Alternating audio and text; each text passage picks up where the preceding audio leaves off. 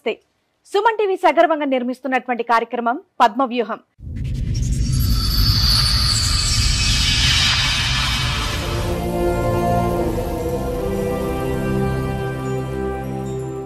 మరి ఈ కార్యక్రమాన్ని సమర్పిస్తున్న వారు 6JVR జమలాపురం వారి రత్నాంజలి. మీ అదృష్టాన్ని మార్చుకోవటం ఇప్పుడు కల కాదు, 6JVR తో సాధ్యం.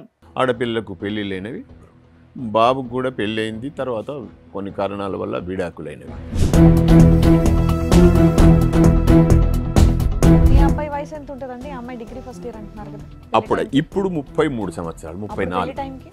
అప్పుడు 20 సంవత్సరాలు. 13 ఏళ్ళు అయిందా మీ అబ్బాయికి పెళ్ళి?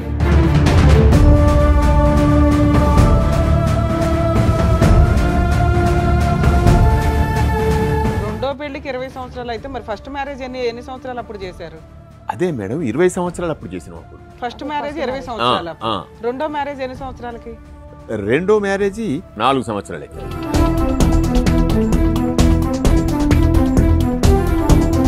మధ్యలో ఒక అమ్మాయిని లవ్ చేసినాడు. మళ్ళీ మధ్యలో ఫస్ట్ పెళ్లి అయిపోయిన తర్వాత ఏ పని చెయ్యడు, తాగుతాడు, తండ్రి సంపాదన మీద బతుకుతున్నాడు. ఒక అమ్మాయి కాబట్టి ఒక అమ్మాయి, ఒక అమ్మాయి కాబట్టి ఒక అమ్మాయి. సింపుల్ గొడవ సార్, పెద్ద గొడవే కాదు ఇది, కానీ భయంకరంగా జరిగింది.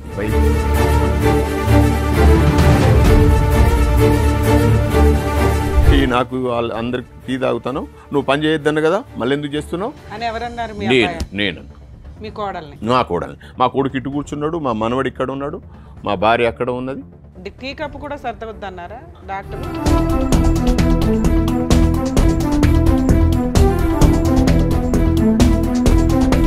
ఆయన అక్కడి నుంచి వచ్చి కొడుకుల సంగతి చూస్తా, వాడు ఏమంటాను నిన్ను, నువ్వు ఒకసారి పోలీస్ స్టేషన్కి పో, పోలీస్ స్టేషన్లో కంప్లైంట్ చేయి, వాళ్ళ కురాలు కొడదాం, వాళ్ళని ఏం చేయాలనో అది చెప్పిస్తా.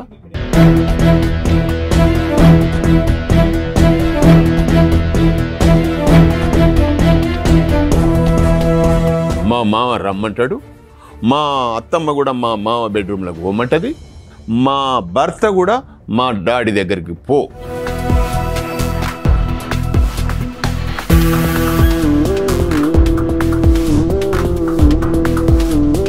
చెప్పకోకుండా కానీ మా ఆయన, మా అత్త, మా మామది మీద ఎక్కువైంది. నా ప్రాణాల మీదకి, నా కొడుకు ప్రాణాల మీదకి వచ్చింది కాబట్టి బయట పెట్టాల్సి వచ్చింది.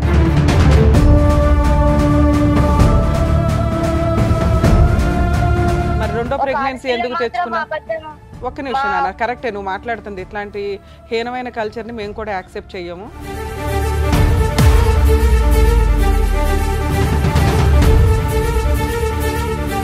ఆ డెలివరీలు అయిపోయేదాకా ఉండాలి కదా. 7th మంత్ ప్రెగ్నెన్సీ టైంలో ఇంత ఎమోషనల్ గా ఇంత టీవీ ఛానల్స్ లో కూర్చొని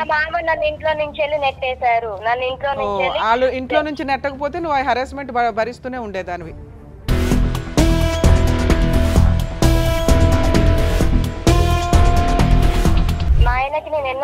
నువ్వు చెప్పాలి తల్లి, వాళ్ళు చెప్పరుగా.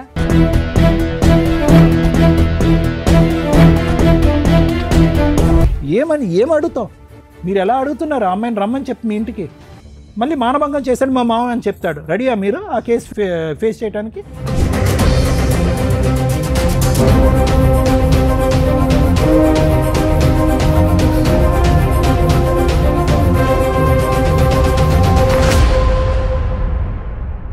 ఈ కార్యక్రమంలో మనతో పాటు ఉన్నారు ప్రముఖ హైకోర్టు అడ్వకేట్ రమ్యాకుల గారు.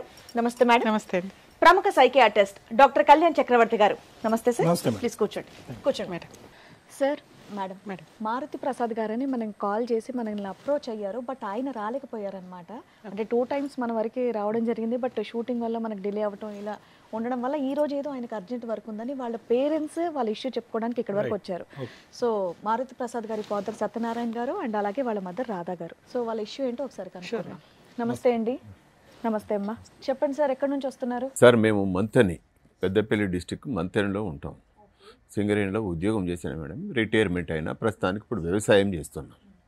మాకు 2 ఆడపిల్లలు, ఒక మగ అబ్బాయి మారుతి ప్రసాద్.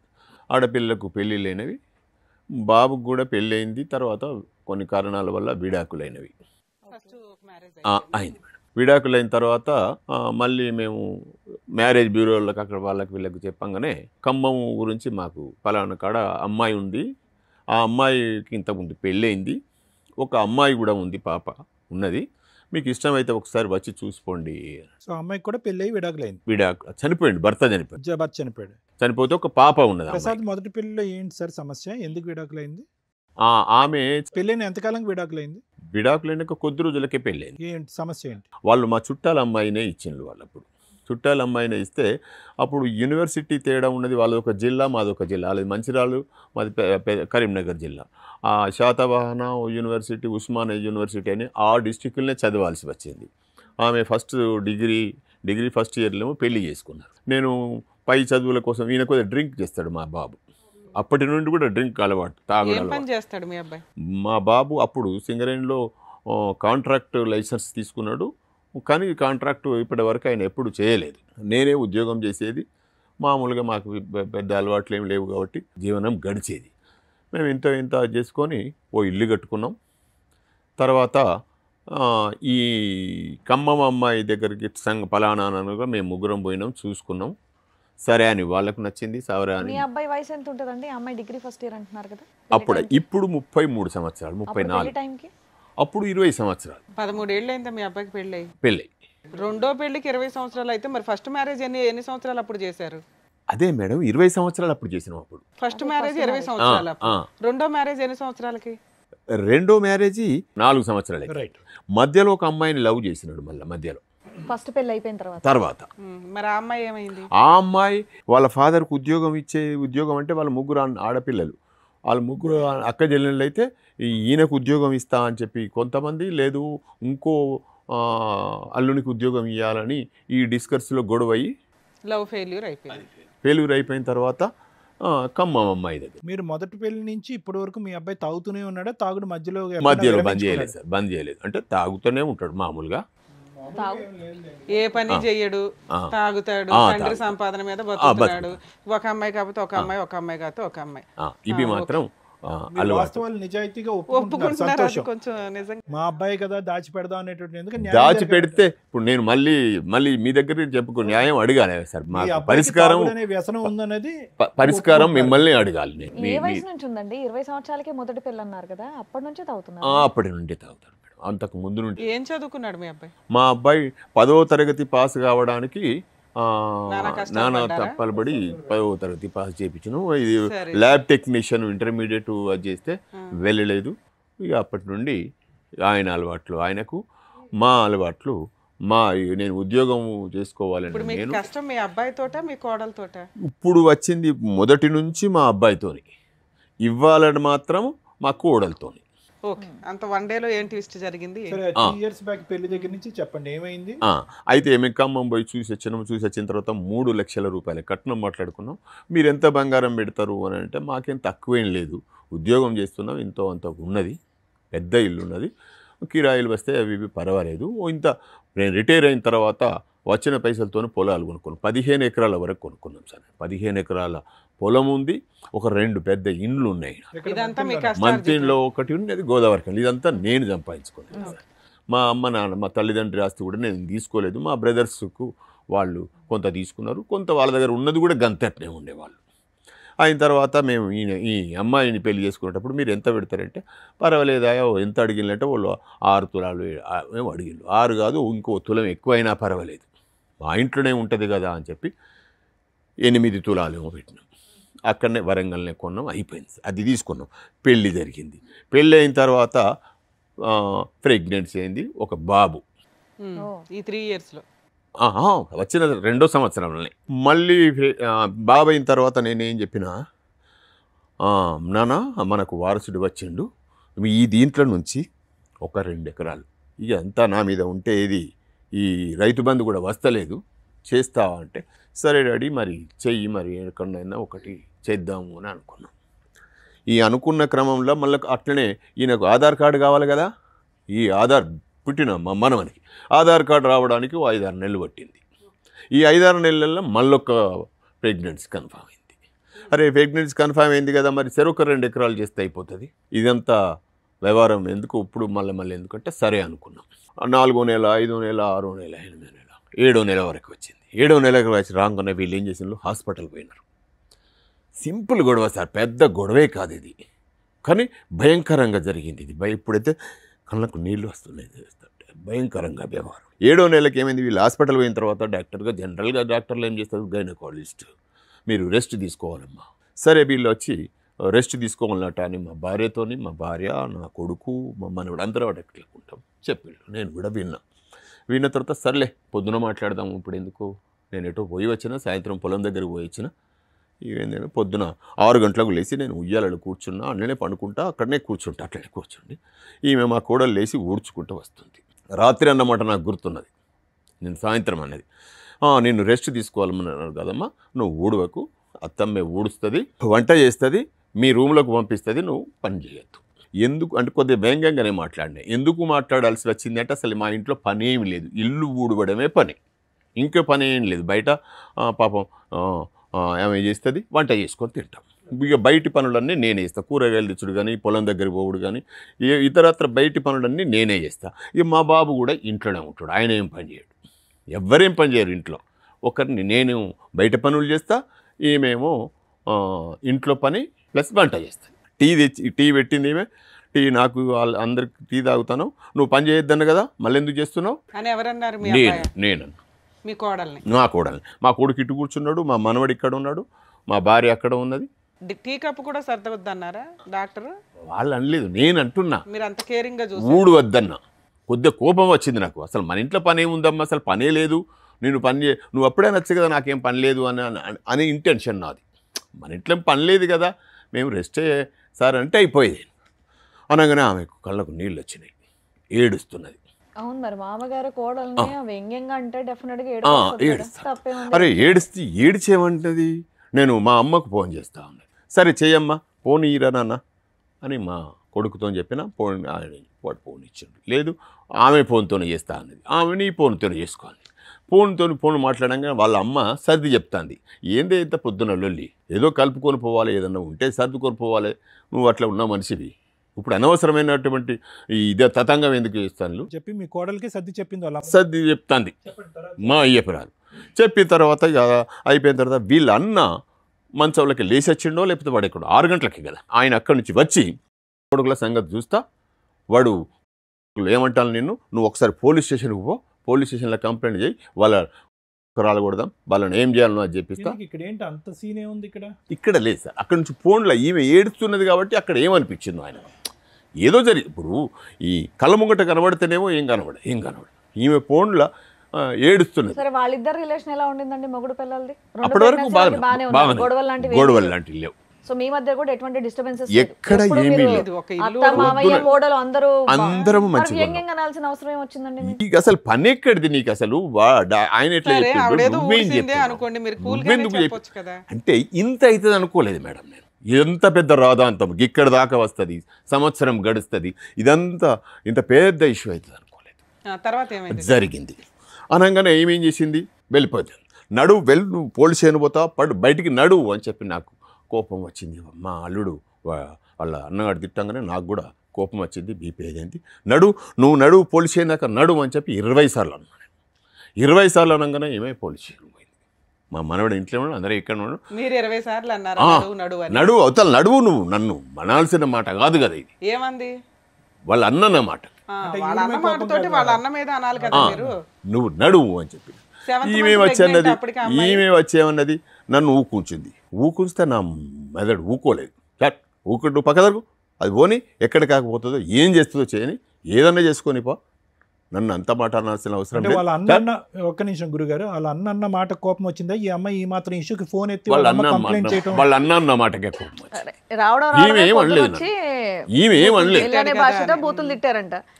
ఈమె ఏమనలేదు నన్ను, ఈమె ఏమీ అనలేదు, మా కొడుకు ఏమనలేదు. నా పాయింట్ అర్థం కాలేదు మీకు. నేను అనేది ఏంటంటే, ఈ అమ్మాయి ఈ మాత్రం అంశానికి ఫోన్ ఎత్తి వాళ్ళకి చెప్పకుండా ఉంటే అయ్యేది కాదు.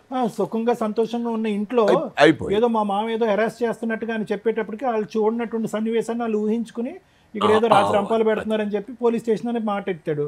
అది కోపం వచ్చి ఒకసారి అన్నారంటే 10 సార్లు. ఏం చేస్తారు వీళ్ళు, కొడుకుల సంగతి చూద్దాం, బొగ్గుద్దబకి కొడతాం, తాను నడువు కంప్లైంట్ చేసి అక్కడే అయిపోయిన తర్వాత ఈమె పోయింది పోలీస్ స్టేషన్. పోగానే అప్పటికి పోయేటప్పుడు ఏమన్నది, అడ్డం వచ్చి, ఊకో, నువ్వు ఎందుకు మాట్లాడుతానో, రామ్మ లోపలికి రా అని చెప్పి ఈమె పిలిచింది. సార్ పోనీ, నేను పోయిన తర్వాత ఈమె ఎందుకు వచ్చేస్తావు, అక్కడ పోతే జరిగేది ఏంది, మనం చేసే తప్పేంటిది, అయ్యేది అవుతుంది బా, ఘనకార్యం ఏంది అని పోయింది. మా బాబు వీళ్ళందరూ ఎవ్వరేం మాట్లాడలేదు. ఈమె చక్కగా పోలీస్ స్టేషన్ పోయి పోలీస్ స్టేషన్లో కంప్లైంట్ చేసిన తర్వాత ఎస్ఐ గారు నాకు ఫోన్ చేసి ఈమె చెప్పింది కదా మా మావయ్య నన్ను ఇట్లా ఎల్లగొట్టిండు అని. ఎస్ఐ గారు పిలవంగానే పోయిన పోలీస్ స్టేషన్కు. పోయిన తర్వాత ఏంటి సత్యనారాయణ ఏం జరిగింది అంటే, సరిగో ఇది జరిగింది అంటే, ఈమె ఏదో చెప్తున్నాను వెళ్ళగొట్టిళ్ళు అది చేసింది ఇది చేసింది అంటే, సరేనమ్మా ఇప్పుడు పరిస్థితి ఏంటిది, నువ్వు రా, అయిపోయింది కదా, పొరపాటు గరపాటు జరిగిపోయింది రా అంటే, నేను రాను నేను పోతా అన్నది. అప్పటికే వాళ్ళ అన్నకు ఒక బిడ్డ పుట్టి ఒక 15-20 రోజులు అవుతుంది. ఈమె చూడలేదు, మేమే పోయి చూసి వచ్చినాం.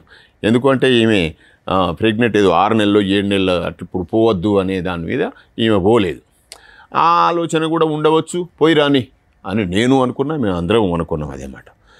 ఈమె డబ్బులు ఏమన్నా ఈ సత్యనారాయణ ఆయనకు మరి డబ్బులు ఏమన్నా ఇవన్న వల్ల ఒక 500 నోటు తీసిన. 500 సరిపోతుంది అంటే, కమ్మమే కదా సార్ 500 ఘనకార్యమేం కాదు అని 500 ఇచ్చిన. మరి ఈమె బట్టలు అవి ఇవి కావాలి కదా, మీ మనవన్ని కూడా తీసుకుపోవాలి కదా అని వల్ల ఒక కానిస్టేబుల్ వచ్చిండు, మా ఇంటి దగ్గర వచ్చిండు, బట్టలు మా మనవన్ని ఓ బ్యాగ్ పట్టుకొని వెళ్ళిపోయింది.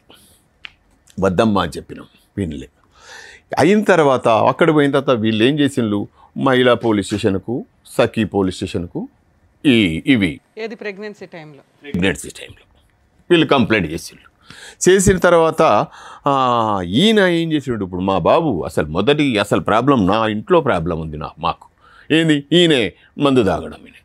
మందు తాగొచ్చి లొల్లి చేసాడు. కాదు, నాకు ఒక్క నిమిషం గురుగారు, ఈ 2 సంవత్సరాల్లో 2 కాన్పులు వచ్చినటువంటి మీ అబ్బాయి యొక్క తాగుడు గురించి ఎప్పుడు లొల్లి చేయలేదా, ఎప్పుడు వేలెత్తి చూపెట్టలేదా, ఏంటండి మీ గొడవలు ఏం కాలేదు సార్. ఈయన తాగుతాడు మామూలుగా, ఆయన ఏంటాడు, నేను ఎవరి జోలికి ఎందుకు వస్తాడు, డబ్బులు ఇంట్లో నేను ఇస్తా, డబ్బులు నేను ఇస్తా, డబ్బులు ఎప్పుడు అడిగితే వీళ్ళు అంటారు అందరు నన్ను, డబ్బులు ఎందుకు ఇస్తాను నీ కొడుకుంటే ఇవ్వాల్సిందే, ఇవ్వకుంటే ఈ ఆస్తి నేనేం చేసుకుంటా, నా ఆలోచన కూడా ఇంతే, నేను ఎప్పటికైనా ఇచ్చుడే. అది కాదు సార్, ఇచ్చుడు అంటే కనుక మంచి పనులకి ఇచ్చుడు అయితే, మంచి పనులైనా చెడ్డ పనులైనా ఆయన నన్ను ఆ రకంగా బెదిరిస్తాడు. ఆయన ఇంటెన్షన్, ఆయన మాటల విధానం చూస్తే ఇక నేను నా లైఫ్ వేస్ట్ అంటాడు. అనగానే ఎందుకు నాకు మీ కొడుకు కూడా ఇండైరెక్ట్ గా మీ కొడుకు కూడా మీకు భారమే చెప్తున్నారు మీరు. ఆయన తర్వాతనే ఈయన ఏం చేసినాం, రిహాబిలిటేషన్. Super, very good. ఎప్పుడో చేయాలి, చేసిన అంతకుముందు కూడా ఒకసారి చేశారా. ఈయన రిహాబిలిటేషన్ పంపించగానే అక్కడ ఏం జరిగింది, వీళ్ళు సఖీ పోలీస్ స్టేషన్లో కౌన్సిలింగ్ పెట్టి ఇతను రిహాబ్లో ఉన్నాడు, ఈయన రిహాబ్లో ఉన్నాడు, నేను కౌన్సిలింగ్కి వెళ్ళాలి. మేమిద్దరం కలిసి కౌన్సిలింగ్కి పోయినాం. కౌన్సిలింగ్ పోయినాక వాళ్ళు నన్ను అడిగిండ్రు, మీ బాబు రావాల్సింది మీరెందుకు వచ్చిండ్రు అని.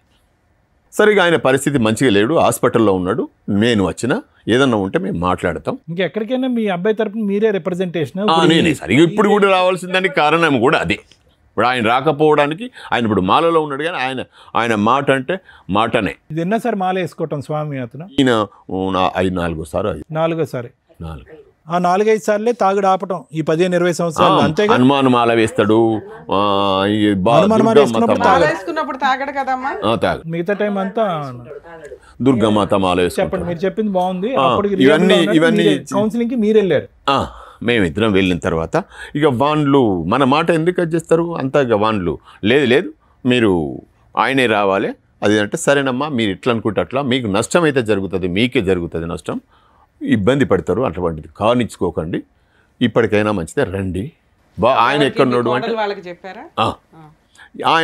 అంటే, ఆయనకి రిహాబ్లో పోయిండు అన్న విషయం వాళ్ళకు కూడా అర్థమైంది. నేను మాత్రమే హాస్పిటల్లో ఉన్నాడు అన్న వాళ్ళకు, రిహాబిలిటేషన్లో ఉన్నా అన్న విషయం వాళ్ళకి అర్థమైన తర్వాత ఇక వాళ్ళు సరేలే ఇక మీరు అట్లా కాదు, మేము పోలీస్ స్టేషన్కే పంపిస్తాం, మీరు కేసు అక్కడికే రండి. సరే ఇంకొకసారి తీసుకొని వస్తే అవకాశం ఇవ్వండి మేడం అని చెప్పి వాళ్ళని కూడా అన్నా. సరే వాళ్ళు ఏం చేసిండ్రు, ఇంకోసారి అవకాశం ఇచ్చిండ్రు. ఇంకోసారి ఈయనను తీసుకువచ్చి ఈయనతో మళ్ళీ పోయినాక కూడా మళ్ళీ పోలే, ఇంకోసారి అవకాశం ఇచ్చిండ్రు. ఎప్పుడు 28వ తారీఖు జనవరి 28 తారీఖు పోయేసరికి అంతకు క్రితమే ఒక 2 సంవత్సరాల క్రితం మా చిన్న బిడ్డకును మా చిన్నల్లునికి గొడవలైనాయి. 2 సంవత్సరాల క్రితం, దానికి 2 సంవత్సరాల క్రితం వీళ్ళు గొడవై, మా బిడ్డ వేరే ఉంటుంది, మా బిడ్డకు 2 ఆడపిల్లలు, ఒక మనవరాలేమో అల్లుని దగ్గర ఉంటుంది, ఒక మనవరాలు మా బిడ్డ దగ్గర ఉంటుంది, వీళ్ళు వేరు ఉంటారు. ఈ క్రమంలో 28 తారీఖు వెళ్ళాల్సింది ఉన్నది. ఈ క్రమంలో మా అల్లుడు అంటే మా చెల్ల కొడుకే ఇచ్చినాం సంబంధం, ఆయన మా చెల్ల కొడుకే. వీళ్ళు ఏం చేసిండు, మా అల్లుడు నువ్వు మా కోడలు ఇద్దరు కలుసుకున్నారంటే ఈయన ఆమెకు ఫోన్ చేసిందా, ఆమె ఈయనకు ఫోన్ చేసిందా? ఫోన్ చేసిన తర్వాత ప్లాన్ వేసిండు. ఏంటిది ప్లాను? వాడిని రావుల సత్యనారాయణ అనేటువంటి నిన్నుంచి కాదమ్మా, వాడిని అంచుడంటే ఎవ్వరి నుంచి కాదు, నేను చెప్తాను విను, నువ్వు ఒక్కసారి రా, మా ఊరికి రా మంతెనకు అని చెప్పి మంతెనకు పిలిపించుకున్నాడు వీడు. ఎవడు? మా అల్లుడు. చెల్లే, నేను నీకు ఒక మాట చెప్తా విను, ఈ పద్ధతి ప్రకారం చేస్తే వాడిని తలకాయ తెల్లవారి వాడు ఊరు పెట్టుకోవాలన్నాడు చౌరస్తాలు పోయి. నేను ఆ పని చేస్తా, నేను చెప్పినట్టు విను అని. మా చుట్టాలే సార్ అందరు, మా ఊళ్ళో అందరూ మా చుట్టాలు, మా మామలు, తాతలు, బావలు, బామర్దులు అందరూ ఉంటారు. ఈ అందరి ఇళ్ళకు వీడు మా కూడలు తీసుకొని పోయిండు. ప్రెగ్నెంట్తో ఉన్నది పాప ఇంత. అందరికి దండం పెట్టి మా మావ నన్ను గుంజిండు, మా మావ రమ్మంటాడు, మా అత్తమ్మ కూడా మా మావ బెడ్రూమ్లోకి పోమంటుంది, మా భర్త కూడా మా డాడీ దగ్గరికి పో. మీకు ఒకసారి వీడియో పెట్టిన సార్, చూసింది అనుకుంటా మీరు. పెట్టినారా మీరు? అయితే ఇవన్నీ చెప్పుకుంటా ఊరందరికి చెప్పేసింది. ఈ ఊరందరూ ఒక్కడికి జమ అయిండ్లు. ఏది? ఫిబ్రవరి 9 తారీఖు అనుకుంటుంది. పెళ్ళిళ్ళు ఉన్నాయి. మేము 17 తారీఖు 13 తారీఖు ఖమ్మం పోవాల్సింది. 2 రోజుల ముందే మేమే వస్తాము అని చెప్పి మాకు మతలబు చేసి వాళ్ళు వచ్చిండు. ఈమె ఒక పెళ్ళికి పోయింది, మా కొడుకో పెళ్ళికి పోదామని రెడీ అయిండు. నేను పొలం దగ్గర ఉన్నా. నాకు పొలం దగ్గరికి ఫోన్ చేసిండు, నువ్వు రా, మీ ఇయ్యపురాళ్ళు అది బండేసి కారు వేసుకొని వచ్చిండ్లు, అందరు జమైండ్లు, ఈ చింత చెట్టు కాడికి వస్తే పంచాయతీ. సరే నేను వస్తానే, చిన్న పని ఉన్నది, వీళ్ళకు ఈ వర్కర్ల కూలీలకు పని చెప్పి నేను ఒక పావు గంట అరగంటలో వస్తా అన్న. నేను అరగంటలో వచ్చే వరకు వీళ్ళంతా నాకు అర్థమైపోయింది, సీన్ అంత ఉల్టా పల్టా అయిపోయింది. నా మీద ఇంత దుర్మార్గునివా అనే మాటలు గుసగుసలు నాకు వినబడతాయి. అనగానే నేనేం చేయాలి? మీ అమ్మాయి ఎక్కడ ఉంది వాళ్ళ పాపతోటి? వదిలేసి వచ్చిన అమ్మాయి తెలిసి వస్తాయి కనుక బ్రహ్మదేవుడి మీద ఒట్టు, నేను తాగుడు ఆపేస్తానని చెప్పి శపథం చేయాలి. కానీ ఇక్కడికి వచ్చిన తర్వాత మీరు మీ ద్వారా ఏమన్నా మాకు మంచి జరిగితే సంతోషపడతాం సార్. ఇలా మీరు ఇక్కడికి వస్తున్నట్టు తెలుసా అమ్మాయికి? తెలీదు. ఇంతకుముందు తెలుసు, ఇంతకుముందు ఫోన్ చేసింది అమ్మాయికి కూడా ఫోన్ చేసింది. హలో హలో మౌనిక గారండి మాట్లాడేది? అవునండి. నేను సుమన్ టీవీ పద్మవ్యూహం ప్రోగ్రామ్ నుంచి శ్రీవాణిని మాట్లాడుతున్నాను. చెప్పండి. ఇక్కడ అడ్వకేట్ రమ్య గారు మీతో మాట్లాడతారు, ఒక నిమిషం మాట్లాడండి. మేడం, నేను పాపని తీసుకొని హాస్పిటల్లో ఉన్నాను, నేను తర్వాత కాల్ చేస్తాను మేడం. నానా పర్లేదమ్మా, ఒక్క నిమిషం తల్లి. మీ మావయ్య గారు వీళ్ళు వచ్చారు. ఏంటి అసలు ఆయన మీద ఒక ఎలిగేషన్ ఒకటి సీరియస్ గా నడుస్తుంది. ఏం జరిగింది నాన్న? తను చేసిందే నేను చెప్పాను మేడం. మా మామ నన్ను సెక్సువల్ గా చాలా ఇబ్బంది పెడుతున్నాడు. ఎంతంటే అంత ఘోరంగా ఇబ్బంది చేస్తున్నారు. నాన్న, ఆ విషయం మీద మీరు కంప్లైంట్ ఇవ్వకుండా ఎందుకు భరించారమ్మా అప్పటిదాకా, లాస్ట్ మినిట్ దాకా? ప్రెగ్నెన్సీలు వచ్చినాయి, ప్రెగ్నెన్సీలు గురించి వస్తున్నప్పుడు మీరు డాక్టర్ దగ్గర ఫస్ట్ మ్యామ్ చెప్పేది ఏంటంటే, నాకు ఫస్ట్ మ్యారేజ్ అయింది, నాకు పాప ఉన్నది. ఆ పాప ఫ్యూచర్ గురించి ఆలోచించి నేను ఎంతవరకు కూడా చెప్పకోకుండా ఉన్నా. కానీ మా ఆయన, మా అత్త, మా మామది నెరి ఎక్కువైంది, నా ప్రాణాల మీదకి, నా కొడుకు ప్రాణాల మీదకి వచ్చింది కాబట్టి బయట పెట్టాల్సి వచ్చింది. సరే నాన్న, మీరు పెళ్ళైన దగ్గర నుంచే ఈ హెరాస్మెంట్ ఉందా మీకు? స్టార్టింగ్ నుంచి? నా మా బాబు కడుపులో పడిన తర్వాత నుంచి ఉంది మ్యామ్. మరి రెండో ప్రెగ్నెన్సీ ఎందుకు తెచ్చుకున్నా? ఒక్క నిమిషం నాన్న, కరెక్టే నువ్వు మాట్లాడుతుంది. ఇట్లాంటి హీనమైన కల్చర్ని మేము కూడా యాక్సెప్ట్ చెయ్యము. ఇలా ఒక మామగారు, అత్తగారు, హస్బెండ్ హెరాస్ చేస్తుంటే నువ్వు రెండో ప్రెగ్నెన్సీ ఎందుకు తెచ్చుకున్నావు నాన్న? మ్యామ్, నాకు బయటకు వచ్చే వీలు ఉండకపోయేది. మా హస్బెండ్ మా అమ్మ వాళ్ళ ఇంటికి వచ్చినా కూడా పక్కనే వచ్చేది నాకు. అసలు ఈ ఇంట్లో నీకు ఒక చాలా దారుణమైన ఒక స్త్రీకి జరగకూడని అవమానం జరుగుతుంది, హెరాస్మెంట్ జరుగుతుంది. అలా జరుగుతున్నప్పుడు ఇది ఉండే కాపురమా ఊడే కాపురమా, ఏ రోజు ఎలా వస్తుందో తేడా అని మనం కొంచెం సెకండ్ ప్రెగ్నెన్సీ తెచ్చుకోకుండా ఆగాలి కదా. అవును మేడం, తెచ్చుకోకుండా ఆగాలంటే ఎట్లా అవుతారు? రా పక్క మీదకి రా అని చెప్పేసి గుంజి గొంత దారుణంగా చేసినప్పుడు ఎలా ఉంటారు మేడం? ఇట్లా మాట్లాడదు అమ్మాయి, మీరు అన్న పర్లేదులే గానీ ఇలా చేస్తున్నప్పుడు ఎలా ఉంటారు చెప్పండి? బలవంతంగా ఉన్నప్పుడు ఎలా ఉంటారు? ఓకే, భర్త పరిస్థితి ఏంటమ్మా? మీ ఆయన పరిస్థితి?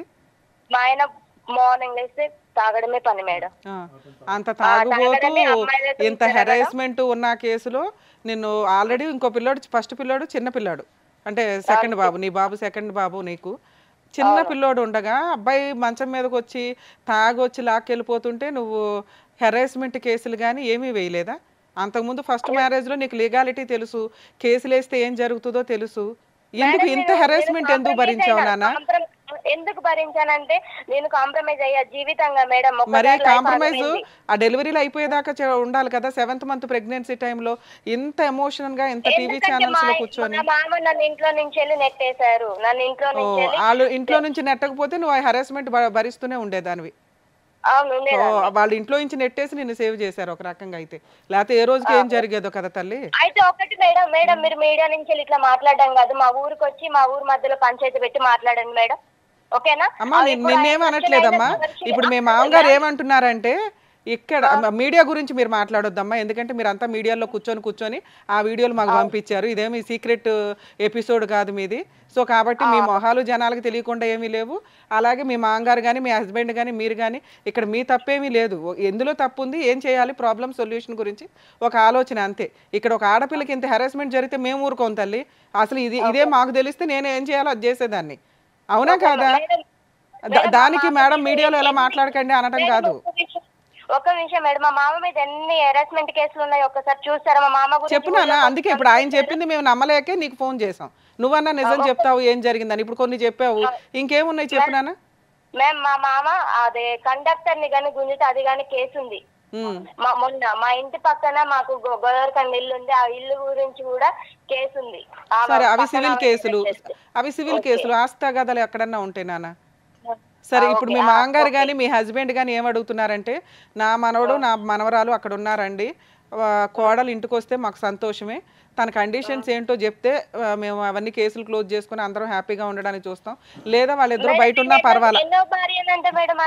ఎవరికమ్మా? మా ఆయనకి నేను ఎన్నో భార్య. నువ్వు చెప్పాలి తల్లి, వాళ్ళు చెప్పరుగా మేడం. నేను మా ఆయనకి మీరు అడగాలిగా మేడం అసలు అమ్మాయి. అరే మీ మామగారు చెప్పడం ఒక మ్యారేజ్ అయ్యింది, ఆ డైవర్స్ తర్వాత ఎవరినో లవ్ చేశాడు, తర్వాత నీది లవ్ అయితే మ్యారేజ్ అవ్వలేదు కదమ్మా, మీది సెకండ్ మ్యారేజ్ అని చెప్పారు. మీరు చెప్పండి. లేదు మేడం, అమ్మాయితో కూడా మ్యారేజ్ అయింది, అమ్మాయితో కూడా డైవర్స్ అయినా. ఫస్ట్ అమ్మాయిని పెద్ద మనుషులలో కూర్చోబెట్టారు, నాకు ఆ కాగితాలు చూపేలే. తర్వాతకి అమ్మాయిది ఎంగేజ్మెంట్ వరకు వచ్చిన తర్వాత వాళ్ళ ఈయన తాగుడు, ఈయన ఎంగేజ్మెంట్ లో గురించి తెలిసి అది క్యాన్సిల్ అయిపోయింది. అది చెప్పారులేమ్మా, అది చెప్పారు. తర్వాత మంచి అమ్మాయి కోసం అని ఖమ్మం నుంచి మీ సంబంధం వస్తే ఆ పిల్లలున్నా పర్లేదు, మంచి అమ్మాయి అబ్బాయిని అర్థం చేసుకొని ఉంటది, ప్రాపర్టీస్ ఉన్నాయి కదా, కాస్త కుటుంబం కంటిన్యూ అవుతుందని వాళ్ళు కొంచెం మంచి మనసుతో నీ దాకా వచ్చారండి. 3 అమ్మాయి వరకు ఎందుకు వచ్చింది? ఇద్దరు అమ్మాయిలు కూడా మా మామ హెరాస్మెంట్ ఉంటేనే వెళ్ళారు. మీరు మా ఊర్లో ఎంక్వైరీ చేసుకున్నా పర్లేదు మేడం. వాళ్ళు చెప్తారా నాన్న? వాళ్ళు ఎవరైనా చెప్తారా? ఫస్ట్ అమ్మాయి కానీ సెకండ్ అమ్మాయి కానీ? మేడం నాకు ఎట్లా టచ్ లో ఉంటారు, వాళ్ళ లైఫ్ వాళ్ళు చూసుకున్నారు. మరి నువ్వు అంత పెద్ద ఎలిగేషన్స్ వేసేయకూడదు కదా తల్లి. ఇక్కడ మేము కలపడానికి ఏమన్నా ఆప్షన్ ఉందా అని మేము వెతుకుతున్నాం. మీరు ఆల్రెడీ త్రూ అడ్వకేట్ ద్వారా ఒకసారి అడిగారంట కదమ్మా, ఫుల్ అండ్ ఫైనల్ సెటిల్మెంట్ కలిసి ఉండడానికి నాకు రెడీ అనండి అని. మేడం ఒకటి చెప్పనా మేడం, అమ్మా మా ఆయన వచ్చాడా మేడం? ఆయన మాల్లో ఉన్నాడు తల్లి, మాలలో ఉన్నాడు ఆయన. ఓకే మాలలో ఉన్నారు. అసలు నా భార్య నా పిల్లలు అని చెప్పేసి కొంచెమైనా ఉందా ఆయనకి? నాన్న ఇప్పుడు ఆయనే వస్తాడు, ఆయన కౌన్సిలింగ్ ఇస్తాం. నీకు ఒక మాట అడుగుతున్నాను వినండి. మీరు 2 acres పిల్లలకి 2 acres 4 acres ఒక్క నిమిషం తల్లి, ఇంతసేపు మాట్లాడడం. 4 acres పిల్లలకి నీకు 2 acres రాస్తే కలిసి కాపురానికి వస్తానన్నమాట, అది ఓకేనా? అలా అంటే మరి మాట్లాడతాం ఆయనతోటి. లేదు మేడం, నాకు నమ్మకం లేదు మేడం ఆయన మీద. ఏది మీకు 6 acres రాసి ఇచ్చినా రారా? లేదు మేడం, నాకు నమ్మకం లేదు మేడం. ఎవరి మీద లేదు అని చెప్పేసి నాకు నమ్మకం లేదు మేడం. ఆస్తి కాదు ముఖ్యం మేడం, నా ప్రాణం ముఖ్యం, నా పిల్లల భవిష్యత్తు ముఖ్యం మేడం. సూపర్ నాన్న, ఓకే. వాళ్ళకి అదే కౌన్సిలింగ్ ఇస్తామమ్మా. 6 acres పక్కన పెట్టండి, అవి ఎవరిని అడిగే హక్కు లేదు, అది వాళ్ళ సెల్ఫ్ ఎక్వేడు. కేసులు చూసుకోండి, కోర్టులోనే చూసుకుంటే అప్పుడు ఏం న్యాయం జరుగుతుంది అది. నాన్న నువ్వేమన్నా 6 acres రాసిస్తే వస్తావేమో, మేము మామగారికి కౌన్సిలింగ్ ఇద్దాం అనుకున్నాం, నీకు ఆల్రెడీ ఇష్టం లేదు కాబట్టి ఓకే నాన్న, జాగ్రత్త, పిల్లల్ని జాగ్రత్తగా చూసుకోమ్మా. మేడం ఇంకొకటి మేడం, పిల్లల్ని ఉంచుకొని నా భర్త మొన్న కూడా ఒక అమ్మాయితో తిరుగుతున్నాడు మేడం, ఫోటోస్ కానీ పెడుతున్నాడు. మరి దీని గురించి మీరు చట్టపరంగా నాకు న్యాయం ఏం చేయరా మేడం? నాన్న మీకు ఆల్రెడీ అడ్వకేట్స్ ఉన్నారు, వాళ్ళు సెటిల్మెంట్లు మాట్లాడారు, మళ్ళీ ఇప్పుడు మీరేమో కాదంటున్నారు. సెటిల్మెంట్ ఏదన్నా ఉంటే మాట్లాడతాం, కానీ నీకు ఆల్రెడీ అడ్వకేట్లు ఉన్నారు, వీళ్ళకి అడ్వకేట్లు ఉన్నారు, కలిపి ఉంచడం కోసం ఈ స్టేజ్ విడగొట్టి ఆస్తి పంపకాలు చేయడానికి కాదు కదా తల్లి. మీ అడ్వకేట్ల ద్వారా పోరాటం చేయండి అమ్మా, జాగ్రత్త తల్లి. లేదండి ఇక్కడ క్లియర్గా అర్థమైపోతుంది కదా మేడం మాట్లాడారు కాబట్టి. తప్పుగా అనుకోకండి. ఇప్పుడు ఆ అమ్మాయి పెద్ద అలిగేషన్ ఏంటంటే పెళ్లి చేసుకుంది కొడుకు, కాపురం చేసేది నా తండ్రి అన్నట్టు ఉంది ఆ అమ్మాయిది. ఇంకా అటువంటి అలిగేషన్ చేసిన తర్వాత ఈరోజు మా కోడలు మాకు కావాలి అన్నా కూడా అది చాలా హాస్యాస్పదంగానే ఉంటుంది. ఆ అమ్మాయి ఇక్కడికి వచ్చినా కూడా చాలా విచిత్ర విడ్డూరంగానే ఉంటుంది. అలాంటి ఒక ఎలిగేషన్ వేసిన ఏ మామగారు కూడా యాక్సెప్ట్ చేయరు. మీరు అడుగుతుంటే అదంతా డమ్మీ అయిపోద్ది కదా, చాలా దారుణంగా ఉంటుంది. మీ క్యారెక్టర్లో పడిపోతాయి ఇవన్నీ. సార్ వాళ్ళ వర్షన్ విన్నారు కదా, మీరేమంటారు? సత్యనారాయణ గారు, ఇక్కడ మొత్తం ఇక్కడ ఎవరన్నా హీమ్యాను సూపర్ హీరో ఉన్నాడంటే మీ కొడుకు. ఒకటి ఏ తండ్రి అయినా ఏ తల్లి అయినా ప్రధానంగా గుర్తుపెట్టుకోవాల్సింది ఏంటంటే, ఈరోజు ఎక్కడ కూడా ఇటువంటి వేదిక మీద వచ్చినటువంటి తల్లిదండ్రులు ఎవరు కూడా వాళ్ళ కొడుకు మీద ఈ స్థాయిలో వేలెత్తి చూపెట్టలేదు. మీరు వస్తూనే నిజాయితీగా మా కొడుకు యొక్క క్యారెక్టర్ దరిద్రం అండి, మీరు చెప్పింది ఆ కొండ మీద ఉన్న ఆ చిన్న మొక్క స్థాయి చెప్తే కనుక కిందన ఎంత ఉంది 99% అన్నది మేము ఊహించుకోగలం. ఓకే, సో ఈరోజు మీ కోడల కంటే మీకు పెద్ద శత్రువు ఎవరైనా ఉన్నారంటే అది మీ కొడుకు. మీ కొడుకు ఎప్పుడు శత్రువు అయ్యాడు? మీకు ఎప్పుడో శత్రువు అయ్యాడు. ఎప్పుడైతే తాగుడుకు బానిస అయ్యాడో, ఎప్పుడైతే మీ దగ్గర డబ్బులు గుంజుకున్నాడో, ఎప్పుడైతే 10వ తరగతి 10 సార్లు రాశాడో, అప్పటి నుంచే మీ కొడుకు ఒక తెగినటువంటి గాలిపటం. తెగిన గాలిపటానికి మనం ఏం చేయాలి అంటే కనుక దానికి సరిగ్గా తాడు కట్టి దాన్ని పట్టు బిగించి దాన్ని ఒక గాడిలో పెట్టిన తర్వాత ఆ అమ్మాయిని తీసుకొస్తారో, కోడలను ప్రేమించి పెళ్లి చేసుకుంటాడో, ఆ తర్వాత మీ ఇష్టం. ఈరోజు ఎక్కడ తప్పు వచ్చింది ఇక్కడ? మీ కొడుకు ఏం పాత్ర పోషించాడు ఇక్కడ? అప్పటి నుంచి ఇప్పటి వరకు అతను పెళ్లి చేసుకుంది ఎవరినన్నా ఉంటే కనుక ఆ మందుబాటులను పెళ్లి చేసుకున్నాడు. మిగతా వాళ్ళందరూ కూడా తూతూ మంత్రంలాగా వచ్చి వెళ్ళిపోయినటువంటి వాళ్ళే. కానీ మీరు చెప్పినటువంటి వాళ్ళు ముగ్గురే అయితే కనుక, ఇద్దరు భార్యలు ఒక లవర్ అయితే కనుక ఊహించుకున్న వాళ్ళు ఎంతమంది ఉన్నారని చెప్పి ఆ అమ్మాయి అంటుంది. అది మనం ఇంకా నమ్మాలి. ఎందుకంటే మీ అబ్బాయికి చదువు లేదు, సంధ్య లేదు, ఒక పద్ధతి అయినటువంటి ఒక ఉద్యోగం లేదు, ఒక బాధ్యత లేదు.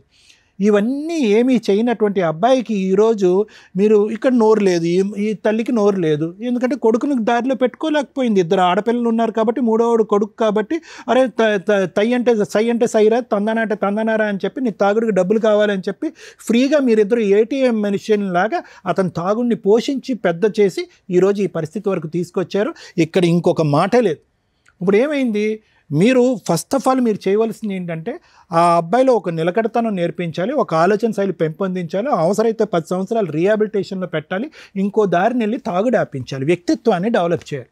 ఇక్కడ ఎక్కడ చేసామండి వ్యక్తిత్వం? ఏదో సామెత ఉందో చూడండి, పెళ్ళి అయితే కనుక పిచ్చి కుదురుతుంది అన్నట్టుగా మీరు పెళ్లి చేసేటటువంటి పనిలోనే పడ్డారు కానీ ఆ అబ్బాయి వ్యక్తిత్వం మార్చలేదు. ఒక తల్లి తండ్రిగా ఎందుకు పనికిరానటువంటి, తప్పుగా అనుకోకండి, సరైనటువంటి ఒక బాధ్యత తీసుకున్నటువంటి ఒక అబ్బాయిని మీరు బాగు చేసేటటువంటి దాంట్లో మీరు ఓటం పాలయ్యి ఈరోజు బయట నుంచి వచ్చేటటువంటి ఆడపిల్ల వచ్చి అతను సరిదిద్దుతుందండి? అంత ఓపిక సహనం ఉంటుందా? ఈ అమ్మాయి ఈరోజు మౌనిక అనేటటువంటి అమ్మాయి ఎప్పటికీ కూడా సత్యనారాయణ గారు మీ అబ్బాయి మీద కూడా పీకల్లోతు ఉంది ఆ అమ్మాయికి. కానీ ఆ అమ్మాయి అక్కడికి అక్కలేదు, ఎందుకంటే పెళ్లి చేసుకుంది అతను, మాట్లాడేది మీరు. సో ఇలాంటి పరిస్థితుల్లో ఏ స్థాయి అలిగేషన్ మీ మీద వచ్చిందో చూడండి.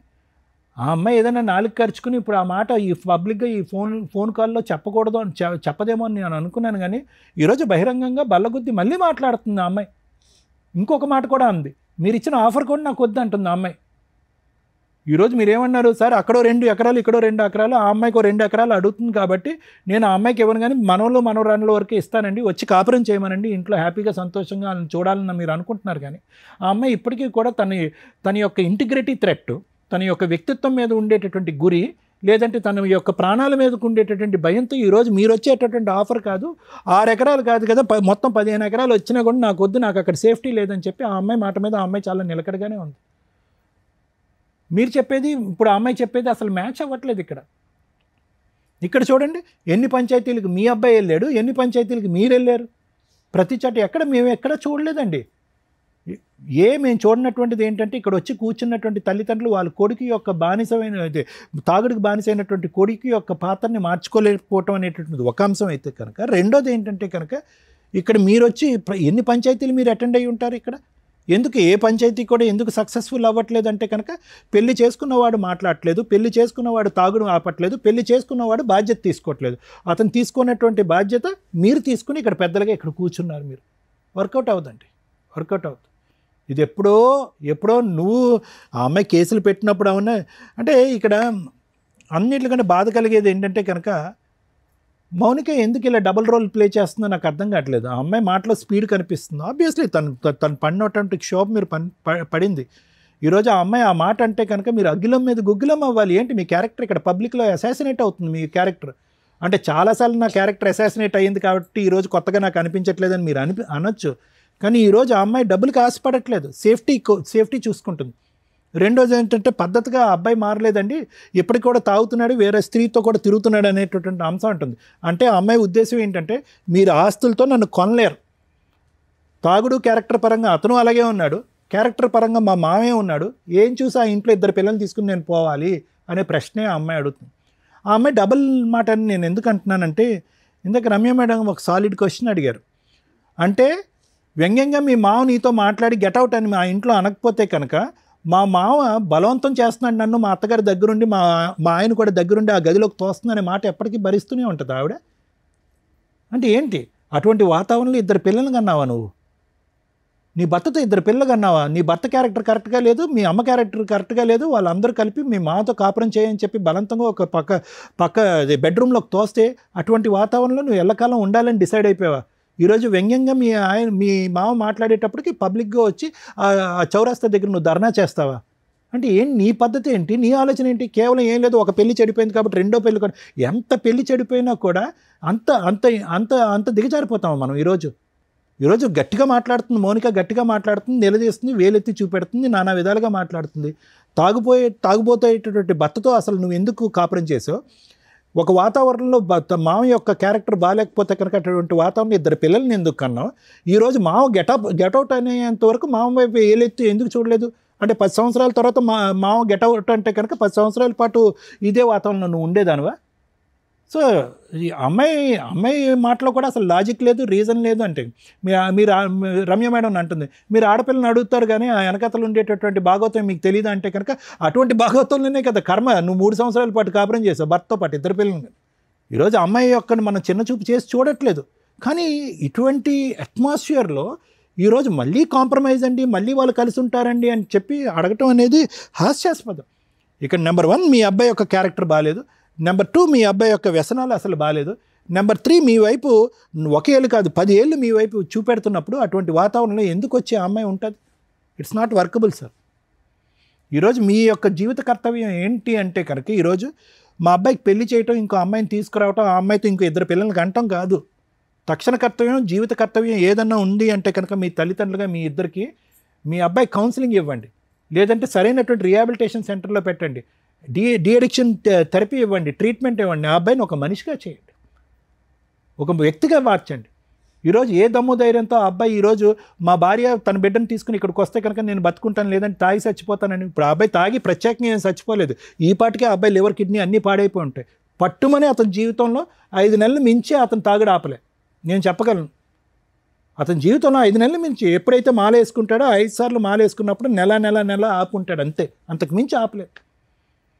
ఇక్కడ మీ బంగారం బాగాలేదు సార్. మీ బంగారం బాగున్నప్పుడు ఎలాగ అమ్మాయిని ఏం చూపెట్టి ఒక ఆశ చూపెట్టి ఇక్కడ రమ్మంటాం? ఇక్కడ not only protecting the marriage, ఇక్కడ పెళ్ళిని కాపాడాలా, ప్రాణాలు కాపాడాలంటే ప్రాణాలని పరువుని కాపాడాలి. ఇప్పుడు ఆ అమ్మాయి ఏ ఉద్దేశంతో ఇక్కడికి రావాలి? ఆ పెద్ద ఆవిడ ఏడుస్తుంది, కానీ ఏ ఉద్దేశంతో మనం ఈరోజు తీసుకొచ్చి ఇక్కడ పెడతాం? ఏం గ్యారంటీ ఉంది? ఎవరిస్తారు గ్యారంటీ? ఇస్తాడా మీ అబ్బాయి తాగుడు జీవితకాలంలో ఆపుతాడని? అలాంటి గ్యారంటీలు ఎన్నో ఇచ్చుంటాడు అబ్బాయి. ఇస్తాడా మీ అబ్బాయి గ్యారంటీ ఈవిడతో తప్ప వేరే ఆడదాని వైపు నేను చూడనని చెప్పి? మీ వ్యక్తిత్వం గురించి నేను మాట్లాడట్లేదు, కానీ మీ అమ్మాయి అంత మీ కోళ్ళ అంత ఇదిగా మీ వైపు వేలెత్తి చూపెడుతూ ఉంటే కనుక ఏం అడుగుతాం? మీరు ఎలా అడుగుతున్నారు? ఆ అమ్మాయిని రమ్మని చెప్పి మీ ఇంటికి మళ్ళీ మానభంగం చేశాడు మా మామ అని చెప్తాడు. రెడీయా మీరు ఆ కేసు ఫేస్ చేయడానికి? మీ అబ్బాయి యొక్క వ్యక్తిత్వం క్యారెక్టర్ కరెక్ట్గా అనంతసేపు మీ భర్త మీద సమాజం ఈ అమ్మాయే కాకుండా నలుగురు వేలెత్తి చూపెట్టేటటువంటి పరిస్థితి క్లీన్ అయ్యేంత వరకు ఈ కాపురం కలిపేటటువంటి ధైర్యం చేసేటటువంటి పెద్ద మనిషి ఎవడో ఉండడు అనేది నా అభిప్రాయం. ఎవడు ధైర్యం చేయకూడదు కూడా, ఎందుకంటే సేఫ్టీ ఇష్యూ గురించి మాట్లాడినప్పుడు అలా చేయకూడదు. అది నా ఉద్దేశం. Thank you. ఏం మాట్లాడదాం? మీరు మాట్లాడండి. వినండి సార్, ఏం మాట్లాడదాం? ఎందుకు వచ్చారు? జడ్జిమెంట్ ఒకటే కదా సార్. ఎక్స్పెక్ట్ చేసి ఇక్కడికి వచ్చారో నాకు అర్థం కూడా కాలే. మీరు ఇక్కడి దాకా వచ్చినందుకు మీకు కొంత తెలియాలి, ఏంటి న్యాయం ఏంటి, ధర్మం ఏంటి అని. ఇక్కడ ఫస్ట్ మనం ధర్మం గురించి మాట్లాడుకుందాం. ఎందుకంటే నేను ఎప్పుడు మోరల్ వాల్యూస్కి ఎక్కువ ఇంపార్టెన్స్ ఇచ్చే మాట్లాడతా. లీగాలిటీ అనేది ప్రొటెక్షన్ కోసం ఇంకొక దానికోసం రావాలి. మామగారు వర్సెస్ కోడల్ ఈ కేసు ఇంత విన్నారు కదా. దీనివల్ల మనం నేర్చుకునేది ఏంటి? నేర్చుకోవడం కోసమే ఈ ఎపిసోడ్స్. అమ్మ కోడలు గారు ఎవరైతే ఉన్నారో మీ పేరు కూడా నేను మళ్ళీ చెప్పట్లేదు, మీ ఇన్లాస్ ఫేస్లు ఇక్కడ చూపించట్లా. మీ పేరు మీద కొన్ని కోట్ల మంది ఉంటారు సమాజంలో, ఇది మీ కేసు అని ఎవరికి తెలియదు. సో కాబట్టి మీరు ఫ్రీ, మీ అత్తామామలు కూడా ఫ్రీనే, ఇక్కడ ఎవరు మిమ్మల్ని హైలైట్ చేసి ఫేసులు చూపించట్లేదు కాబట్టి రిలాక్స్ ఉండండి. కోడళ్ళు ఈ మధ్య కేసులు వేసేటప్పుడు దారుణాతి దారుణంగా దిగజారి ఎలిగేషన్స్ని పెట్టడం వల్ల కోర్టులు నిజంగా సఫర్ అవుతున్న అమ్మాయిలకి న్యాయం జరగట్ల. ఈ పాపం మీరు వేసుకుంటారని గుర్తుపెట్టుకోండి. ఫస్ట్ ఆ దిగజారుడు మాటలేంటో తెలుసా? కొత్తగా మామగారు సెక్సువల్ అబ్యూస్ చేశారని, అత్తగారు ఈ కేసులో అయితే అత్తగారే రూమ్లోకి తోసింది, తాగుబోతు భర్త రూమ్లోకి తోశారు. మరి సెక్సువల్ అబ్యూస్ జరిగిందా? జరగల. నేను మాట్లాడిన 3 minutes ఫోన్ కాల్స్లో మీకు 90% క్రాస్ ఎగ్జామినేషన్ అయిపోయినట్టే లెక్క. ఆ అమ్మాయి ధైర్యం లేదా? ఇంత నరకం భరించడానికి అంత అవకాశం ఉందా? ఎందుకు ఉందో చెప్తాను. అవన్నీ దారుణం అండి. ఎప్పుడైనా ఒక మహిళ సెక్సువల్ అబ్యూస్ జరగదా మేడం అంటే జరుగుతాయి. వరస్ట్ ఆఫ్ వరస్ట్ మామగారులు ఎక్కడో ఉంటారు. మామగారు సెక్సువల్ అబ్యూజు, మా ఆయన మా అత్తగారితో పడుకుంటాడు వెళ్ళి, ఇవన్నీ చండాలమైన మాటలమ్మా. మళ్ళీ మీ అదే క్రాస్ ఎగ్జామినేషన్లో అడిగితే అత్తగారి దగ్గర పడుకోవడం అంటే నా రూమ్లో పడుకోడండి, అత్తగారు హాల్లో పడుకుంటే వెళ్ళి ఆవిడ పక్కన పడుకుంటాడు. తల్లికి ఎప్పుడు కొడుకు చిన్నపిల్లోడే, వాడికి 70 ఏళ్ళు వచ్చినా కూడా. అలాగే మామగారుల విషయానికి వస్తే ఆయనకి 2 కూతుర్లు ఉన్నారు. ఆల్రెడీ ఒక కూతురు కాపురం నాశనమే, ఆ పిల్ల కూడా ఇంట్లోనే ఉంటుంది. ఒక ఆడబడుచు ఇంట్లో ఉండి, మనవరాలు ఇంట్లో ఉండి దరిద్రాతి దరిద్రంగా ఒక ఎలిగేషన్ వేస్తున్నప్పుడు మనస్సాక్షి ఒకటి ఉంటుంది కదమ్మా. ఫస్ట్ హస్బెండ్ చనిపోయి రెండో హస్బెండ్ తాగుబోతూ వచ్చిన 1-2 monthsకే నీకు సీన్ అర్థమవుతుంది. వచ్చిన 1 yearలో ప్రెగ్నెన్సీ తెచ్చుకున్నప్పుడు మీకు సీన్ అర్థమైంది. ఇంటి యజమాని మామగారు హోల్ అండ్ సోల్. ఎందుకు చేసుకున్నావు పెళ్ళి? ఆస్తి కోసం. మామగారు ఎందుకు పెళ్లి చేశాడు? తాగుబోతు కొడుకు ఎవరో ఒక పిల్ల ఉండి వారసత్వం ముందుకు తీసుకెళ్ళాలి. ఎందుకంటే మన ఇండియన్స్ ఆలోచన విధానం ఆస్తి ఎక్కడికి పోకూడదు. అదే ఆడపిల్లలకి అసలు వెళ్ళకూడదు. కొన్ని సందర్భాల్లో మగపిల్లడు వరస్ట్ ఆఫ్ వరస్ట్ అయినా కూడా ఆళ్ళ వారసులకే వెళ్ళాలి. అదే ఈ మూర్ఖుడైన మాంగారు చేసిన పని. నా కొడుక్కి పిల్లలు పుట్టాలి, అందులో ఫస్ట్ ఇందాక మీరు అన్నారో లేదో మాకు వారసుడు పుట్టాడండి. మగపిల్లడు పుడితే వారసుడు, ఆడపిల్లలు వారసులు కదా. Mistake number 1. నెక్స్ట్ మా మనవడు పుట్టాడండి, పుట్టగానే నేను 2 ఎకరాలు రాసేద్దాం అనుకున్నాను. రాశారా? రాయిలా. మనవరాలు పుట్టేదాకా మళ్ళీ వ్యవహారం నడుస్తూనే ఉంది.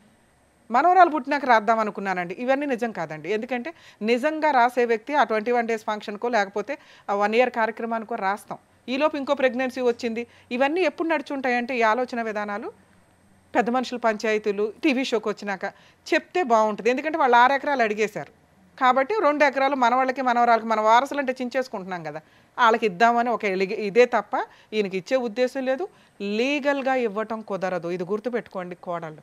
మాంగారు ఆస్తిని చూసి కొడుకుల్ని పెళ్లి చేసుకుంటే కొడుక్కి సంపాదన మీదే మీ మెయింటెనెన్స్ ఉంటుంది. కొడుక్కి సంబంధించి అతని ఇన్కమ్ అతని ఆస్తుల మీదే మీకు ఆస్తి హక్కులు ఉంటాయి తప్ప మామగారు అత్తగారో సెల్ఫ్ ఎక్వైర్డో స్త్రీధనాల మీదో మీకు ఎటువంటి హక్కు ఉండదు. తిన్నగా కాపురాలు చేసి భర్తతో పాటు కంటిన్యూ అవుతూ భర్తకు వచ్చినప్పుడు మీరు తీసుకోవడం అనేది కామన్గా జరిగింది. పెళ్ళిళ్ళు చేసుకోవడం వరస్ట్ ఆఫ్ వరస్ట్ ఎలిగేషను.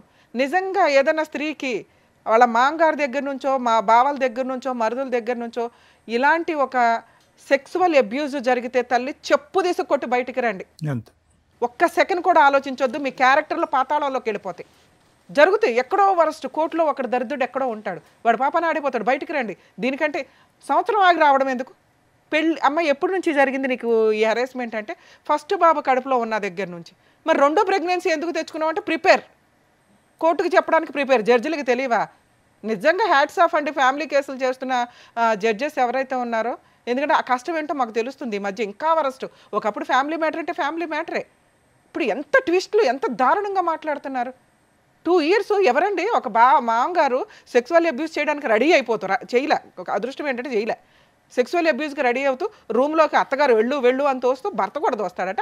అలాంటి భర్తతో సెకండ్ టైం వాడు తాగొచ్చి అని ఈడ్చుకెళ్ళిపోతే పడుకుంటూ పోయిందంట. మళ్ళీ ప్రెగ్నెన్సీ. టూ మచ్ అనిపించట్లే మీకు? జడ్జెస్ ఏమో అక్కడ ఊరికే కూర్చుంటారు అనుకుంటారా? మేమంటే మాట్లాడతాం, పాపం వాళ్ళు ఏంటి జడ్జిమెంట్ ఇవ్వాల్సిన టైంలో ఇస్తారు. సెన్స్ ఉండాలి కదమ్మా మాట్లాడేటప్పుడు. మీకు తండ్రి ఉంటారు, మీకు అన్నదమ్ములు ఉంటారు. ఎంత హీనంగా మాట్లాడుతున్నారమ్మా మీరు.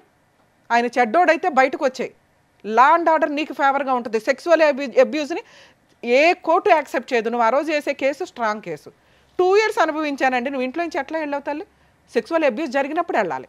అదొదిలేసి మామగారు తిడితే ఆయన ఇంట్లో నుంచి తరిమితే వెళ్ళవచ్చు. టూ మచ్ కదా.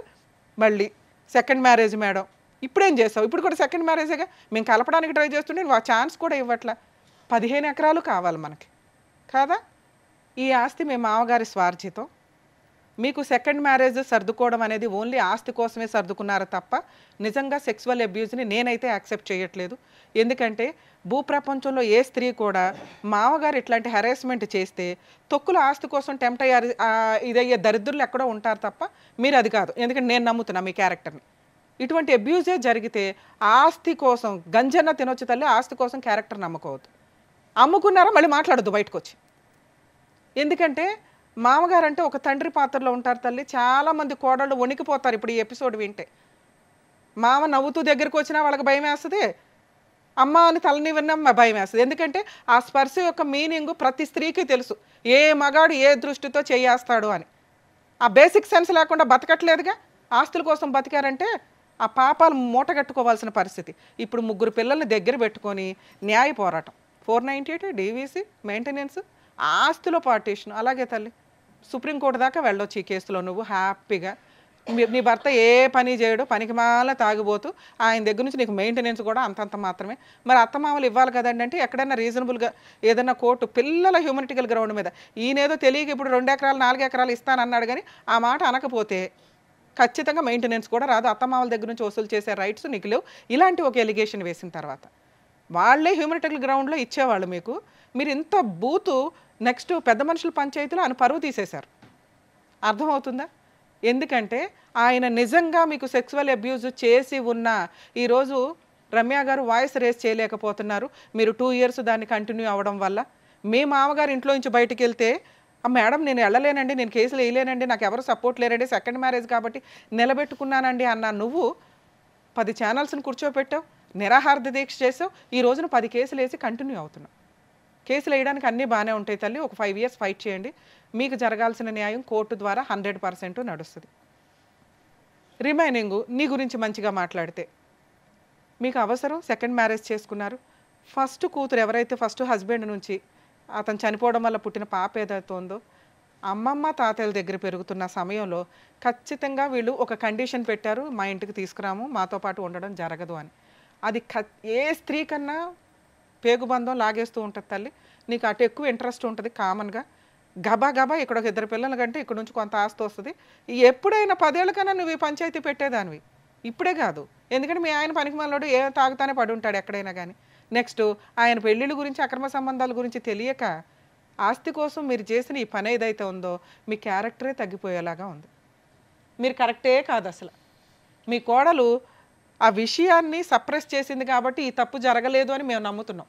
ఎందుకంటే 2 ఇయర్స్ సెక్సువల్ అబ్యూస్ జరుగుతుంటే ఏ స్త్రీ కూడా ఆస్తి కోసం కక్కుర్తుపడి మీ కోడలు లాంటి నిజాయితీ పిల్ల అయితే అసలు ఆగదు. ఆ అమ్మాయి నిజాయితీ పిల్లే, ఆ అమ్మాయికి సెక్సువల్ అబ్యూస్ జరగలే. బయటకు వచ్చినప్పుడు చెప్పాల్సిన ఎలిగేషన్స్ ఉంటాయి. ఎక్కేసిన వాళ్ళు ఎవరో ఉంటారు, ఎక్కేశారు. అర్థమవుతుందా? ఎందుకంటే ఆ అమ్మాయికి తినడానికి ఉన్నా లేకపోయినా ఒక మామగారి దగ్గరకు వచ్చి ఇలాంటి ఒక పని చేస్తే పని చేయడానికి ట్రై చేసినా కూడా యాక్సెప్ట్ చేయరు. ఇలాంటి ఈయన ఇక్కడికి వచ్చి ఆ మాట మాట్లాడకూడదు, నాకు కోడలు కావాలండి అని. ఇలాంటి అమ్మాయి ముఖం కూడా చూడకూడదు. ఈయన క్యారెక్టర్ ఇక్కడ ఎందుకు తగ్గిపోయిందో తెలుసా? ఈయన తప్పు చేశాడని కాదు. అలాంటి అమ్మాయిని మేడం నాకు కోడలు కావాలండి మా అబ్బాయి కోసం అన్నారు చూసారా, అక్కడ పడిపోయింది. ఒక మామగారు తండ్రి పాత్రలో ఉన్న వ్యక్తి క్యారెక్టర్ని రోడ్డు మీద టీవీ ఛానల్స్లో పంచాయతీ పెట్టి ఈరోజు మాట్లాడుతుంటే కూడా ఆ అమ్మాయి అంత ఎమోషనల్లో మాట్లాడుతున్నప్పుడు మీ పనికిమాలిన అబ్బాయి యొక్క సంసారం కోసం మీరు అమ్మాయి వస్తే చాలండి అంటే దారుణాతి దారుణం. మీరు ఆ పని చేయడానికి ఇంకా కంటిన్యూ అవ్వడమో ఇంట్రెస్ట్ చూపించడమో మీరు ఆ పని చేశారు అనేది కన్ఫర్మ్ అయిపోతుంది సార్. దయచేసి ఎక్కడా కూడా మళ్ళీ వీళ్ళిద్దరిని కలపడానికి మీరు ట్రై చేయకండి. మీ క్యారెక్టర్ మీకు ఇంపార్టెంట్ అయితే మీకు తెలియక మీరు మాట్లాడుతున్నారు. కేసులు క్లోజ్ అయిపోతే కోర్టుల చుట్టూ తిరగాల్సిన పని ఉండదు. మా అబ్బాయికి ఎవరో పిల్లలు ఉంటారు, 2 పిల్లలు అక్కడ బతుకుతున్నారు. ఆ పిల్లలు ఎక్కడ బతకాలనేది ఆవిడ డిసైడ్ చేసింది, మీరు కాదు. అర్థమవుతుంది? మీరు చిన్న విషయం అంటున్నారు కానీ అదంతా ప్లానింగ్తో జరిగిన విషయం. నిజంగా సెక్సువల్ అబ్యూజ్ ఉంటే ఆల్రెడీ ఒక కూతురు ఇంట్లో ఉంటుంది, ఒక కొడుకు పనికిమాలినోళ్ళు తయారయ్యాడు, మీ పనిష్మెంట్ మీరు పడుతున్నట్టే లెక్క. అందుకే ధర్మం మాట్లాడతాం. లా అండ్ ఆర్డర్ అనేది మన ఇండియన్ కాన్స్టిట్యూషన్స్లో వీటన్నిటిని కలుపుకొనే లీగాలిటీ సిస్టమ్ని క్రియేట్ చేయడం జరిగింది. అంత ఎవిడెన్స్ కావాలి లా ప్రకారం అని. కానీ మోరల్ వాల్యూస్ కొన్ని ఉంటాయిగా, అవి ఎవిడెన్స్ మీద జడ్జిమెంట్ మీద ఖచ్చితంగా ఎఫెక్ట్ పడతాయి. ఇక్కడ అదే జరిగింది. మీకు మీ అబ్బాయిని కాపాడుకోవడం ఎట్లా అని ట్రై చేయండి. మీరు విన్నారు కదండి, 20 ఇయర్స్ అప్పుడు స్టార్ట్ అయిందట అబ్బాయి గారి తాగుబోతుతనం. మాల వేసుకున్నప్పుడు లేకపోతే ఏదన్నా ఏ మాలలు అయితే అన్ని రకాల మాలలు వేస్తారు మళ్ళీ ఆ మాలలు వేసినప్పుడు తాగడం, మిగతా టైం అంతా ఆన్లోనే ఉంటాడు. రీహాబిటేషన్ సెంటర్స్కి మారాలి అనుకునే వాళ్ళకి రీహాబిటేషన్ సెంటర్లు కానీ మార్చటం కోసం కాదు. ఎందుకంటే మార్చడం అనే బలవంతపు పని కొన్ని రోజులే చేయగలరు, 6 నెలల, సంవత్సరమా, 2 సంవత్సరాల. మీకు మారాలని లేనప్పుడు బయటకు వచ్చి మళ్ళీ పెడితే వాళ్ళని ఎందుకు పరువు తీయడం? మారాలి అనుకునే వాళ్ళకే అవన్నీ. మీరు బలవంతంగా చేసే పని కొంతకాలం తాగకుండా ఉంచడానికి పనికొస్తుంది. మారండి, మాల వేసుకున్నారు, ఏం నేర్చుకుంటున్నారు? అన్ని రకాల మాలలు వేస్తున్నారు, వాటిల్లో ఎన్ని రకాల ధర్మమైన పద్ధతులు ఉంటాయి. అది వేసుకుని భక్తితో వేసుకుంటున్నారా, కొంతకాలం తాగుడు మానేయడానికి వేసుకుంటున్నారా? కొంచెం బేసిక్ ఆలోచించండి. 21 days 41 days ఒక పని కంటిన్యూస్గా చేసామంటే ఆ మంచి అలవాటు అవుతుందట. 10 సార్లు వేసుకున్నారు, 10 ఏళ్ల నుంచి వేసుకుంటున్నారు, 5 ఏళ్ల నుంచి. అమ్మ ఇట్లాంటి కొడుకుని మీరేమి వెనకేసుకొని రావసరలా. అలాగే మీ ఆయన ఆ అబ్బాయి పరువు అంతా తీయవసరలే, ఎందుకంటే మీ పెంపక లోపం ఇది. 20 ఏళ్ల కుర్రోడి తాగుడు మానిపించలేని తల్లిదండ్రులు ఆస్తి మీద కాన్సన్ట్రేషను, సొసైటీలో పరువు మీద కాన్సన్ట్రేషను, ఆ అబ్బాయికి ఏదో పెళ్లి చేసేయాలని కాన్సన్ట్రేషన్. లీగల్ ప్రొసీడింగ్స్ సార్ మీరు నేర్చుకోవాల్సింది, తెలుసుకోవాల్సింది సత్యనారాయణ గారు. లీగల్గా మీరు ఫైటింగ్ చేయండి, మీకు ఎక్కడా కూడా చిల్లిగవ్వపోదు. మీరు 4 ఎకరాలు పిల్లలకి ఇస్తామనేది కరెక్ట్ కాదు. ఎందుకంటే మీకు నచ్చి ఇవ్వడం వేరు, ఈ రోజున బలవంతంగా తీసుకోవడం వేరు. కోర్టుని డిసైడ్ చేయనివ్వండి, అప్పీల్కి వెళ్ళండి. డైవర్స్ కేసు కంటిన్యూ అవుతుంది. మీ అబ్బాయి నాకు పిల్లలు లేకపోతే మేము బతకలేము, నాకు పిల్లలు కావాలి అంటే మీకోసం పిల్లల్ని మీకు ఇవ్వడం కుదరదు. అత్తమామల కోసం, నానమ్మ తాతయ్యల కోసం పిల్లల కస్టడీ ఇవ్వరు. తండ్రి కరెక్ట్గా ఉండాలి. నిజంగా మీ అబ్బాయికి పిల్లలు కావాలంటే విజిటేషన్ రైట్స్ ఇస్తారు. మీ అబ్బాయి తాగుడు మానేసి మీ కోడలతో మాట్లాడుకొని నా కష్టార్జితంతో నేను నిన్ను పోషించుకుంటాను, మా అమ్మ నాన్న ఇంటికి వెళ్ళొద్దు, మనం బాగా ఓ 10 ఏళ్ళు కాపురం చేసిన తర్వాత అప్పుడు ఆలోచిద్దాం ఆయన మనకు కాకపోతే ఎవరికి ఇస్తారు అని. మీ అబ్బాయికి నిజంగా పిల్లలు కావాల్సి వస్తే మారమనండి, పని చేయమనండి, తాగుడు మానమనండి. విజిటేషన్ రైట్స్కి ఆవిడేసిన ఏ కేసులో మీరు ఒక పర్మిషన్ పిటిషన్ వేసినా మీ అబ్బాయికి పిల్లల్ని చూడడానికి పర్మిషన్ వస్తుంది. మీకు ఆల్రెడీ మనవాళ్ళు లేరా, కూతుర్లు లేరా, మనవరాళ్ళు లేరా, ఉన్నారు. మీ కూతుర్లే మీకు వారసులు అనుకొని కంటిన్యూ అవ్వండి. ఓవరాల్గా ఈ కేసు డైవర్స్కి వెళ్లాల్సిన కేసు అయితే సెటిల్మెంటు. ఇందులో మీరు గట్టిగా ఇస్తే ఎకరం ఏదైనా ఇచ్చుకొని మాట్లాడుకోవాలి తప్ప 6 ఎకరాలకి 4 ఎకరాలకి అసలు వెళ్ళకండి సార్. ఇది ఇలాంటి సెటిల్మెంట్లు చేస్తే ప్రతి ఒక్కరికి ఇదే అలవాటు అవుతుంది. కోర్టు ఏం డెసిషన్ తీసుకుంటుందో తీసుకొనివ్వండి. ఎందుకంటే మీ కోడలు వేస్తున్నాయన్నీ ఎలిగేషన్సే, మీ మీద అబాండాలు వేసింది కానీ అవి నిజాలు కాదు. కోర్టులో ప్రూవ్ చేయడం జరగదు. అర్థమవుతుందా? ఒకవేళ అలాంటి ఎవిడెన్స్లు ఏమన్నా ఉంటే మీకు తగ్గ పనిష్మెంట్ మీకు పడుతుంది. తప్పు చేసినోడు ఎవరన్నా పనిష్మెంట్ పడాల్సిందే, అత్యాసకు పోయిన వాళ్ళు ఎవరన్నా పనిష్మెంట్లు పడాల్సిందే. మీరు మీ అడ్వకేట్లు చెప్పినట్టు మీరు ప్రాపర్గా ఫైట్ చేసుకుంటూ వెళ్ళండి. కోర్టులో ఏ న్యాయం జరిగిద్దో మీకు అదే న్యాయం ఫైనల్. ఈ స్టేజ్ మీద అయితే మేము ఈ పాయింట్స్ మీద మాట్లాడం, మీ తప్పులు మీకు తెలియజేసాం. మీరు ఇంకెక్కడా కూడా 5 ఎకరాలు ఇస్తాం 3 ఎకరాలు ఇస్తామని అనొద్దు సార్, ఎందుకంటే అది మీ కష్టార్జితం. కేసులు ఏం తేలుతాయో చూసిన తర్వాత మీ ఇష్ట ప్రకారం ఇచ్చుకోండి. Okay madam, thank you madam. Sir నాకు తెలిసి మీకు కావాల్సినటువంటి సొల్యూషన్ ఇక్కడ దొరికిందనే నేను అనుకుంటున్నాను. అంటే ఏం చేయాలి, ఎలా ఉంటే బెటర్ అనేది మీరు అడిగిన దానికి కరెక్ట్గా ఆన్సర్ చెప్పారు. అది మీరు చేస్తే కరెక్ట్ అని మా ఉద్దేశం. Thank you sir, thank you madam. మరో కథతో మళ్ళీ కలుద్దాం.